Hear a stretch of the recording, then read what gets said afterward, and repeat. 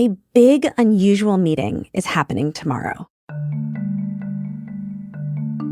Defense Secretary Pete Hegseth called hundreds of top military brass from all over the world to come, in person, to Quantico. That's a Marine Corps base in Virginia. Initially, when the order went out last week, Hegseth provided almost no information about why he was calling this meeting. Dan Lamothe, who covers the U.S. military and the Pentagon for The Post, says that alarmed some military officials. Because it seems like such a significant event, costly, time-consuming, and just kind of out-of-the-box unusual. Dan and others here did more reporting. And it turns out the meeting is a chance for Hegseth to give a speech. He plans to talk about how the U.S. military needs to have a, quote, warrior ethos. The idea is to get back to the basics, focus on lethality, being lethal, basically being the big stick that the American government has when it needs it. And then over the weekend, Dan and his colleagues covered a new development. President Trump announced that he was going to come address the generals too. From the newsroom of The Washington Post, this is Post Reports. I'm Colby Ekowitz. It's Monday, September 29th. Today, what we know about this big meeting between the president, his defense secretary, and top U.S. military officials. We discuss how this fits with Trump's desire to be seen as leading the military directly. Dan, hello. Thanks for joining me. Of course. The world first learned about tomorrow's mysterious meeting from your exclusive reporting here at The Post. How did you and our colleagues covering the Pentagon uncover this? Yeah, this is a story that as it came together, I kept kind of pinching myself that this was really happening. Yeah. So Ellen Nakashima, one of my colleagues on the national security team at The Post, received a tip last Wednesday that this meeting was coming together, that it was pulling people from all over the globe, and that there was an actual order transmitted for this. And it was specifically, there will be this meeting at Quantico on Tuesday, and it applies to anyone with the rank of brigadier general and up who is in a command position. That's a huge group of people. And we all kind of cast out to numerous sources, and I would say within an hour on Wednesday night, and it came together kind of late Wednesday night, we had like 8 or 9 different people, some of which we trust deeply that we've talked to for years, that were all basically saying, yeah, that's a thing. And was this Pete Hegseth's idea? Do we know where this came from? Yes, the idea is that this is very much the secretary's idea. He wants to talk eyeball to eyeball with his generals, as one person put it to me. Generals from all over the world. U.S. generals and admirals from all over the world. People stationed in Japan and Europe and the Middle East. Like, there are people flying in thousands of miles for tomorrow's meeting. And is it true that he wants to call them all together because he wants to give this speech, the speech about warrior ethos? Yeah, so there are still gaps in our understanding here. One of the concerns that a lot of military officials and defense officials shared with us is, in a year where you have fired the chairman of the Joint Chiefs, the top admiral in the Navy, and a variety of other senior military officials, what's going on here? We don't get called in all the way back to D.C. for a meeting like this unless there's something significant happening. So there was a lot of fear. There's kind of a culture of fear in the Pentagon in a lot of ways now. And they all kind of wondered. And, that was part of the discussion of like, yeah, that's a thing. And what are you hearing? Sources actually asking us what else we've heard. We had that kind of feel to it. So after the initial publication of the story on Thursday, there was very little coming out of the Pentagon for really the rest of that day. Yeah. And then on Friday, we were finally able to put together that the plan for the speech, at least as conceived so far, was a talk on cracking down on military standards, which can be an array of things, physical fitness, marksmanship, operational planning, all of these things kind of coming together. And that actually confused a lot of the officials we're talking to even more, because it's an extraordinary kind of meeting. Well, yeah. For it to end up being a pep talk of sorts. Yeah, and they couldn't do that like by Zoom or an email? The military has very secure video teleconferencing capabilities. They commonly refer to them as VTCs. People get on VTCs to discuss classified operations all the time. Right. I would imagine. So yeah, it was kind of surprised that this is coming together, which is making a lot of people wonder why they need to come all the way back to be basically in a room getting lectured to. I'm really interested in the logistics of this meeting and how that's going to all go down. But you talked about these firings that have been happening at the Department of Defense. So what has been going on and it's not even the Department of Defense anymore, right? It's the Department of War. Like, what's been going on within the Pentagon since Hegseth took over? Yeah, so within days of the Trump administration landing in January, we've seen a series of senior military officials fired, both in the Defense Department and then also the Coast Guard, which is under Homeland Security. They fired a commandant of the Coast Guard. They fired the chief of naval operations. They fired the chairman of the Joint Chiefs. They have asked the top admiral in the Air Force to retire, and subtext was, you probably should retire, or he probably would have been fired as well. And then there's a whole bunch of like 2- and 3-star generals and admirals who also have been shown the door. So it's created a lot of apprehension. There's a lot of people walking on eggshells. Yeah. And then there's often very little reason provided for why people are fired. Why are you firing top leadership of the military? In a lot of cases, the reporting we've got would suggest that they are combing through previous comments, some of which are 2, 3, 4 years old, people who openly and forcefully advocated for diversity, as for instance, are among those who have been targeted. People who have talked about the value of having women in senior roles, of having minorities in senior roles. Those are among the people who have been targeted. And I think that kind of wraps into this idea of getting back to being lethal. They see anything that is not a discussion of weapons, being tough, looking tough, deterring adversaries, anything that doesn't fit in that box as problematic. And as a result, people, including people who have done pretty extraordinary things in their career, have been shown the door. So Dan, let's get back to this meeting, the logistics of this meeting. Getting generals from all over the world to Virginia, which is not that far from D.C., where we're sitting now. I mean, taking them away from their posts to come here. Like, what have you heard about the process of getting them here? So mostly for operational security reasons, people are pretty vague about how they travel back. Typically, it wouldn't surprise me to see some of these generals and admirals hopping on military aircraft, traveling on quote-unquote mil-air, they would refer to it as. And on these planes, some of which are going to be like little Gulfstream jets, some of which are probably hopping in the back of a cargo plane, they often come with a staff. They often come with a communication suite that keeps them kind of connected while they're traveling. But you're still talking, depending on where you're coming from, basically a day in the air, give or take. And how many people are we talking about? Like, how many people are coming to Quantico tomorrow? This went out to all generals and admirals from the rank of brigadier general and up. So there's 1, 2, 3, and 4-star generals, 1-star and up generals who are in command positions. So it's not all the generals, but you're still talking hundreds, likely. And there's a process where you can request exceptions, and that goes to very senior level generals and admirals to approve those exceptions. They're probably going to be rare, but safely, I mean, they're filling an auditorium, and that auditorium holds hundreds of people. Yeah, and then you said hundreds of people coming, plus many of them bringing staff. Yeah, the actual order actually even said, come with your senior enlisted advisor. So you're talking a command sergeant major or something like that, some sort of senior enlisted advisor that routinely travels as a pair with that given general. I mean, Dan, are you going to be there? Or any of our colleagues going to this meeting?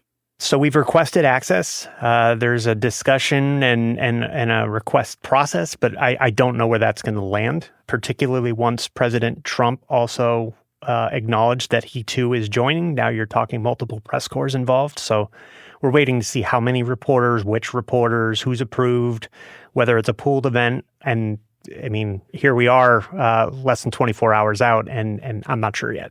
And Dan, I heard that this event, it's going to be live streamed for the public. Is that true? That's right. They're putting it up on the Defense Department's website, probably other spots. So, like the initial cloak and dagger nature of this has given way to all of this will be put up. And you kind of wonder about the showbiz aspects to that, right? Like, it's if no one's willing to acknowledge easily a week ago that this meeting is happening, and now here we are, and the whole thing's basically a made-for-TV production. It's a significant shift. I mean, Dan, the thing that I'm struck by is that these generals have like important jobs to do, right? Back where they're based. I mean, what does it mean for national security, global security, that they've all been pulled to come here, and that the world knows now that our military leadership will be absent all over the world? In terms of who these people are, I mean, some of these generals and admirals are in command of thousands or tens of thousands of people. These are people with major responsibilities that oversee entire regions in some cases. If you're for the sake of argument, the commander of European Command, you oversee a continent worth of operations. Like, these are major jobs. Right. I mean, I know Quantico is an incredibly secure location, and you're going to have the president there, and you're going to have the secretary there. So I'm sure security is going to be just insane. But like, is it safe to have all of our generals and the president of the United States together at the same time in the same place? That's a concern we've heard raised. I do think putting the president in a big auditorium indoors on an installation that's already secure, pretty safe. I mean, right. And it's, I suppose it's most, not all of our generals, but it's close. Yeah. It's hundreds.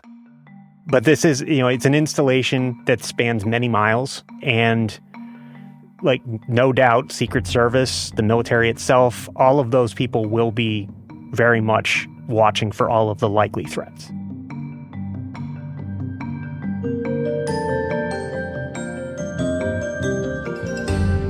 After the break, what Trump's presence at the meeting tells us about his relationship to the military.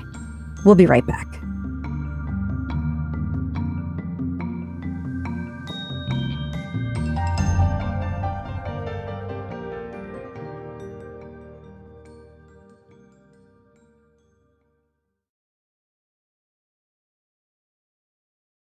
So, Dan, as we've mentioned, President Trump has now said he's going to attend this meeting and he's going to give a speech.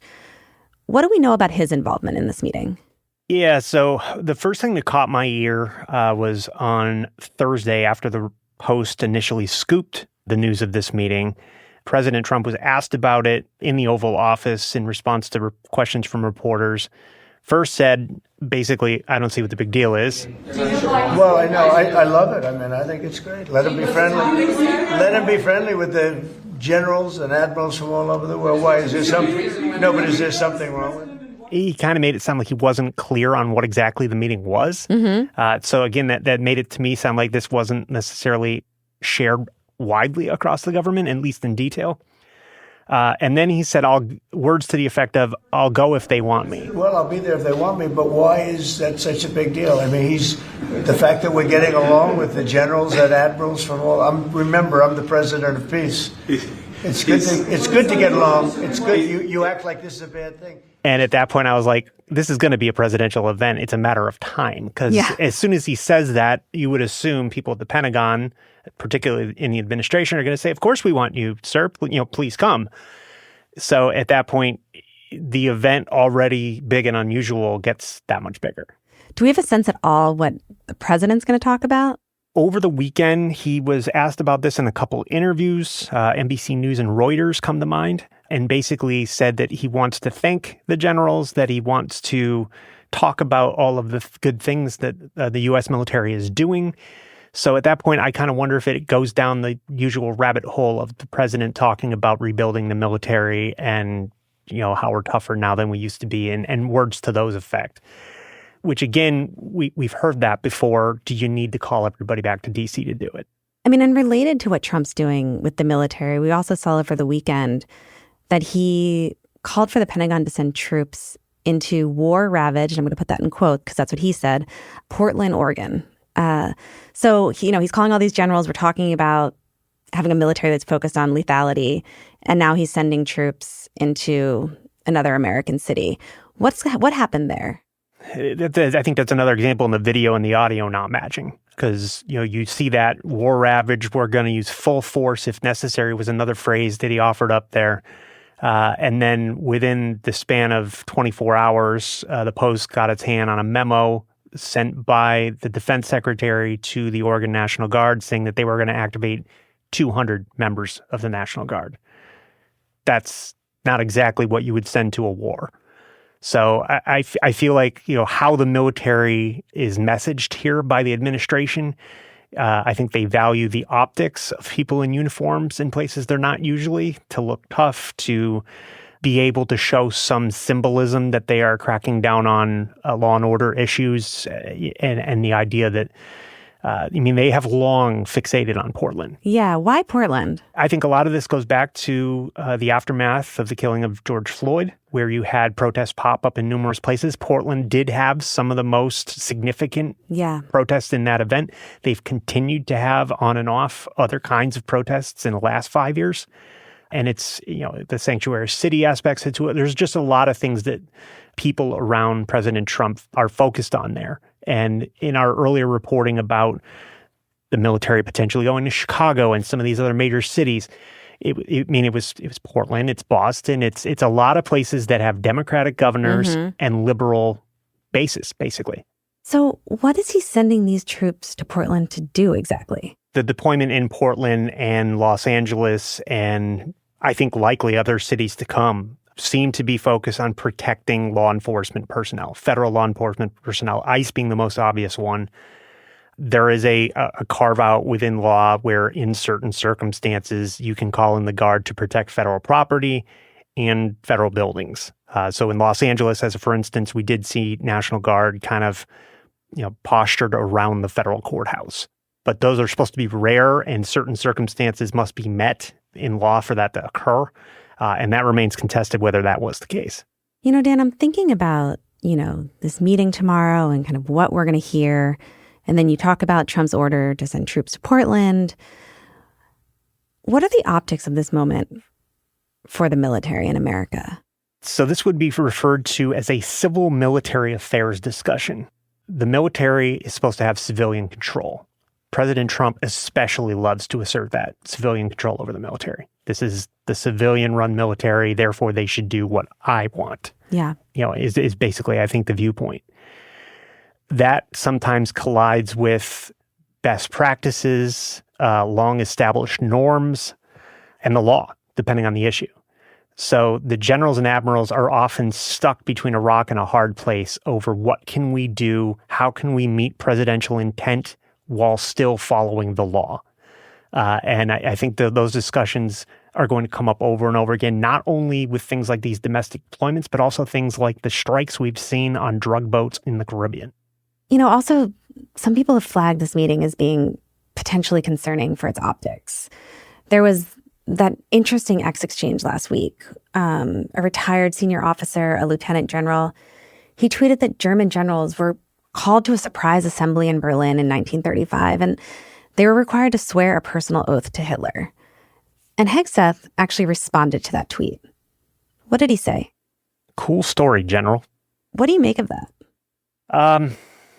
I read it as Hegseth sort of dismissing the general's concerns, basically kind of trying to bat it away, basically make fun of it.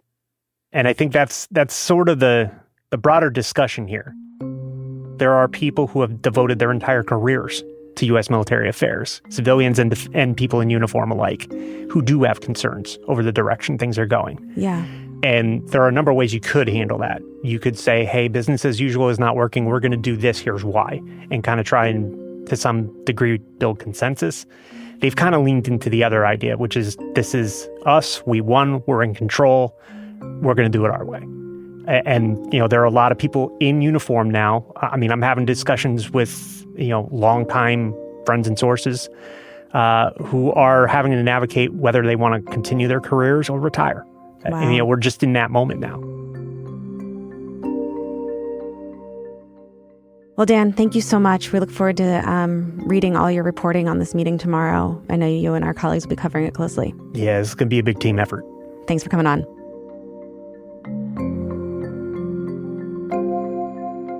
Dan Lamothe covers the military and the Pentagon for The Post. That's it for Post Reports. Thanks for listening. If you're looking for the latest updates on the big news of the day, check out our morning news briefing, The 7. We bring you the 7 stories you need to know about every weekday morning by 7 a.m. You can listen to it wherever you listen to podcasts. Today's show was produced by Rennie Svirnovsky, with help from Laura Benshoff. It was mixed by Sean Carter and edited by Ariel Plotnick. Thanks to editor Ben Palker. I'm Colby Ickowitz. We'll be back tomorrow with more stories from The Washington Post.